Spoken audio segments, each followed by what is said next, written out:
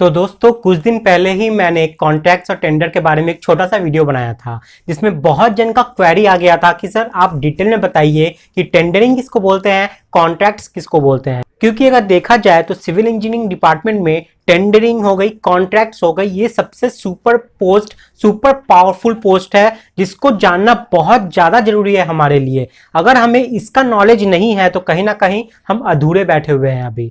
तो हम लोग को पता होना चाहिए कि एग्जैक्ट में एक्चुअली टेंडरिंग किसको बोलते हैं, कॉन्ट्रैक्ट्स किसको बोलते हैं। बहुत कोई इन दोनों को मिला के एक बोल देता है, लेकिन नहीं, दोनों ही पार्ट अलग अलग चीज है। एक ही बेस का, एक ही प्रोजेक्ट का दोनों ही पार्ट है, ठीक है, लेकिन दोनों में फिर भी बहुत सारे अंतर हैं। तो आज हम लोग बात करने वाले हैं कि टेंडरिंग क्या है, टेंडर क्या है, कॉन्ट्रैक्ट्स क्या है, अग्रीमेंट क्या है, टेंडरिंग के टाइप्स क्या क्या होते हैं और भी बहुत कुछ। तो अगर आपको कॉन्सेप्ट अपना क्लियर करवाना है टेंडरिंग के ऊपर तो एक छोटा सा रिक्वेस्ट है, वीडियो को पूरा एंड तक देखिएगा, बस और कुछ नहीं करना है। तो चलिए वीडियो को स्टार्ट करते हैं। तो चलिए एग्जांपल के लिए एक बात मान लेते हैं कि एक गवर्नमेंट है और गवर्नमेंट को क्या करवाना है कि काम करवाना है। वो ब्रिज का हो गया या बिल्डिंग का बहुत बड़ा एक कॉलोनी हो गया या कुछ भी। तो उस काम को करवाने के लिए गवर्नमेंट उस काम को क्या करेगी, किसी कॉन्ट्रैक्टर को अवार्ड करेगी। वो काम किसी कॉन्ट्रैक्टर को वो काम क्या करेगी, दे देगी, आओ भैया तुम ये काम करो। लेकिन ये क्या अब ऐसे ही बोला जाएगा कि आओ भैया यहाँ पे काम करो? ये जो प्रोसेस होता है, गवर्नमेंट जो काम देगी हमारे कॉन्ट्रैक्टर को, तो इसी काम को करवाने के लिए बहुत सारा डॉक्यूमेंटेशन होता है, बहुत सारा प्रोसेस होता है।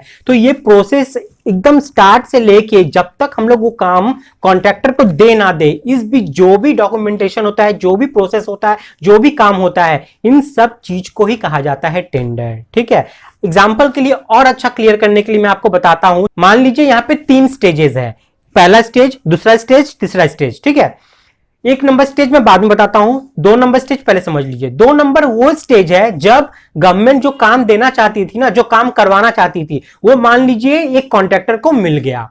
तो 2 नंबर जो स्टेज है वो स्टेज है जब एक कॉन्ट्रैक्टर को वो काम अलॉट हो गया है, वो कॉन्ट्रैक्टर को वो काम अवार्ड हो गया है कि हाँ भैया ये कॉन्ट्रैक्टर ही मेरा ये काम करेगा, चाहे वो रोड का हो, चाहे वो बिल्डिंग का हो, चाहे वो इंफ्रास्ट्रक्चर का हो, जैसे ब्रिज हो गया या ये सब। ठीक है, तो 2 नंबर स्टेज वो है जब वो कॉन्ट्रैक्टर को वो काम मिल चुका है। अब हम लोग बात करते हैं 2 से वापस आते हैं 1 पे। तो मान लीजिए 1 नंबर स्टेज पे गवर्नमेंट क्या की, काम करना स्टार्ट की, डॉक्यूमेंटेशन बनाना चालू की कि हमारा प्रोजेक्ट का ये पार्ट है, ये स्पेसिफिकेशन है, ये सारा डॉक्यूमेंट बनाना चालू की। और इस प्रोसेस के बाद वो टेंडर क्या करती है, पेपर में देती है।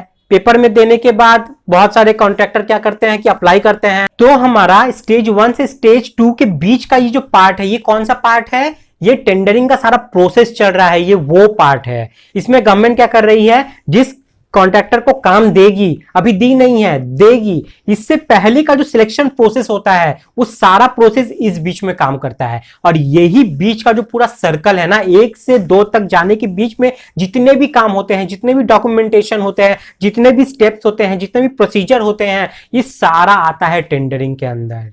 तो कॉन्सेप्ट क्लियर हो गया ना कि टेंडरिंग किसको बोलते हैं, टेंडर किसको बोलते हैं। ठीक है, तो ये है टेंडरिंग का पूरा प्रोसेस। आप देखिए 1 से 2 के बीच में मोर देन 1 कॉन्ट्रैक्टर हो सकता है। गवर्नमेंट जब बुलाएगी अपने काम के लिए तो बहुत सारे कॉन्ट्रैक्टर उसको अप्लाई करेंगे कि हम करेंगे भैया, जिसका सबसे बेस्ट होगा गवर्नमेंट क्या करेगी, उसको काम दे देगी।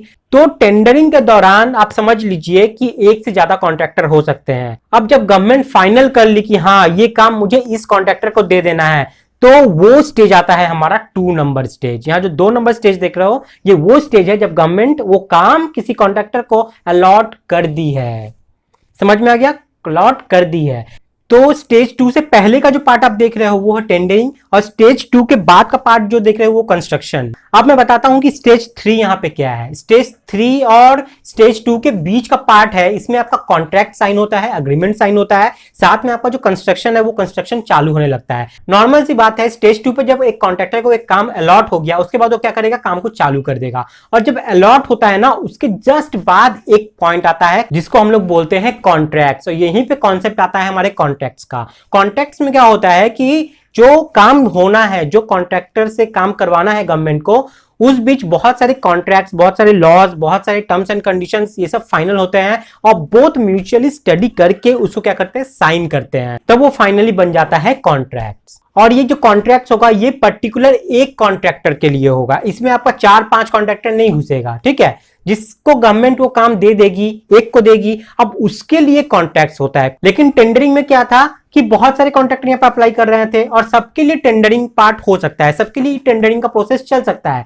लेकिन कॉन्ट्रैक्ट जो होगा वो सिर्फ एक कॉन्ट्रैक्टर को होगा जिसको वो काम अलॉट होगा, जिसको वो काम अवार्ड किया जाएगा। तो ये बेसिक डिफरेंसेस है। अब हम लोग जान लेते हैं जो टेंडर होता है ये कितने तरह के होते हैं। जनरली देखा जाए तो टेंडरिंग जो है ये 4 तरीके के होते हैं: single tender, limited tender, open tender and global tender. अब मैं क्या करूंगा, आपको एक एक टेंडर समझाऊंगा एक एग्जांपल लेके, ताकि आपका कॉन्सेप्ट जो है वो और अच्छा क्लियर हो जाए।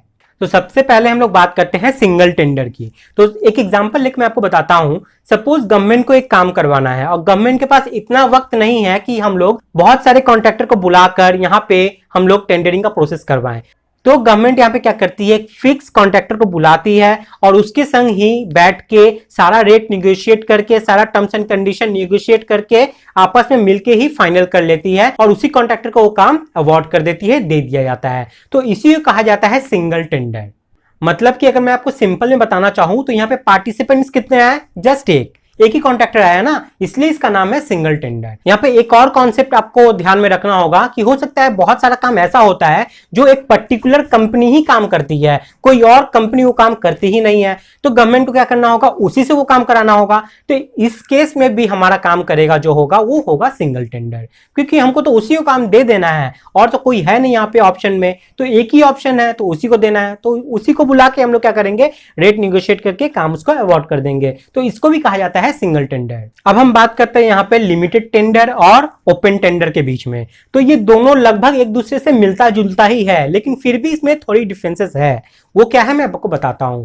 जनरली अगर देखा जाए तो जो लिमिटेड टेंडर है ये प्राइवेट सेक्टर में आपको देखा जा सकता है, और ये जो देख रहे हो आप ओपन टेंडर, ये ओपन टेंडर ज्यादातर गवर्नमेंट सेक्टर में होता है। तो सबसे पहले हम लोग बात करते हैं ओपन टेंडर के बारे में, जो कि ज्यादातर गवर्नमेंट प्रेफर करती है। तो जनरली जब आप न्यूज़पेपर पढ़ते होगे तो आप न्यूज़पेपर में देखते होगे नीचे में छोटा छोटा कॉलम में टेंडर लिखा रहता है और ऊपर में लिखा रहता है NIT। NIT का फुल फॉर्म क्या होता है, नोटिस इनवाइटिंग फॉर टेंडर। तो ये एक नोटिस रहता है जिसमें गवर्नमेंट क्या करती है, इस टेंडर प्रोसेस के लिए, इस काम के लिए कॉन्ट्रैक्टर को इनवाइट करती है। तो यहाँ पे एक टर्म काम करता है PQ, प्री क्वालिफिकेशन। तो उस टेंडरिंग प्रोसेस में पार्ट करने के लिए कुछ क्वालिफिकेशन होती है जो कि गवर्नमेंट द्वारा दी जाती है। अगर उस क्वालिफिकेशन को आप पास कर जाते हो तो ही आगे के प्रोसेस में हम क्या करते हैं, उस टेंडरिंग के लिए अप्लाई कर सकते हैं। हम मतलब वो कॉन्ट्रैक्टर अप्लाई कर सकता है जो वो सारा क्वालिफिकेशन, वो सारा क्राइटेरिया वो पास कर जाता है, तभी जाके वो उस चीज के लिए अप्लाई कर सकता है। इसी को कहा जाता है PQ, प्री क्वालिफिकेशन। और इसी ओपन टेंडर के लिए गवर्नमेंट का खुद का अपना पोर्टल भी है जो कि है etender.gov.in। यहाँ पे आप जाओगे तो आपको पता चलेगा कि जो भी गवर्नमेंट अपना टेंडर निकालती रहती है ना, यहाँ पे जाके वो सब आप देख सकते हो, तो और अच्छा विजन आपका क्लियर हो जाएगा। तो एक बार जाके विजिट जरूर करना, आप देख पाओगे वहां पे बहुत सारा डिफरेंट टाइप्स का टेंडर।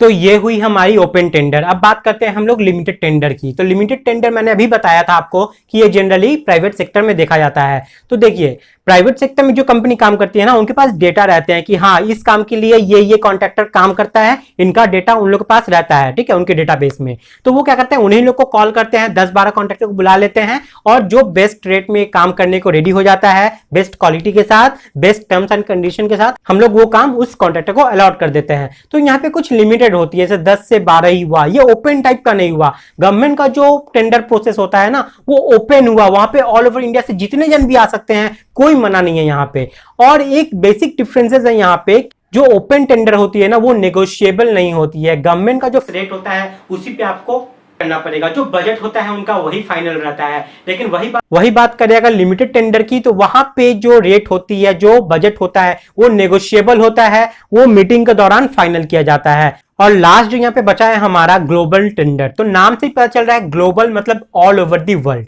तो अगर हम लोग चाहते हैं या गवर्नमेंट चाहता है कि उसका जो काम है वो ऑल ओवर वर्ल्ड से कहीं से भी कॉन्ट्रैक्टर आके कर सकते हैं, सबको इन्वाइट कर रहा है, ऑल ओवर वर्ल्ड में बड़े बड़े कॉन्ट्रैक्टर जितने भी है सबको इन्वाइट कर रहा है, तो वो आ जाता है हमारे ग्लोबल कैटेगरी में, ग्लोबल टेंडर की कैटेगरी में। तब क्या होगा, उस टेंडर के लिए वर्ल्ड से कहीं से भी हमारे कोई भी कॉन्ट्रैक्टर आके उस चीज के लिए अप्लाई कर सकते हैं, उस प्रोसेस के लिए क्वालिफाई कर सकते हैं। तो ये बेसिकली है हमारा 4 टेंडर का टाइप्स, जिसको मैं अभी आपको बताया। तो घुमा फिरा के एक बात अगर आपको बताना चाहूं तो क्या बात है कि टेंडर जो है यहाँ पे, वो टेंडर कब तक रहेगा, जब तक उसके सारे डॉक्यूमेंट्स, उसका सारा प्रोसीजर जब तक एक कॉन्ट्रैक्टर को अवार्ड नहीं हो जाता तब तक ही वो टेंडर है। लेकिन जैसे ही वो सारा जो डॉक्यूमेंट्स है वो जब एक कॉन्ट्रैक्टर को अवार्ड हो जाता है और वो अग्रीमेंट साइन हो जाती है म्यूचुअली, गवर्नमेंट की तरफ से भी, कॉन्ट्रैक्टर की तरफ से भी, मतलब क्लाइंट की तरफ से भी, कॉन्ट्रैक्टर की तरफ से भी, जैसे ही साइन हो जाती है वो टेंडर तब्दील हो जाता है,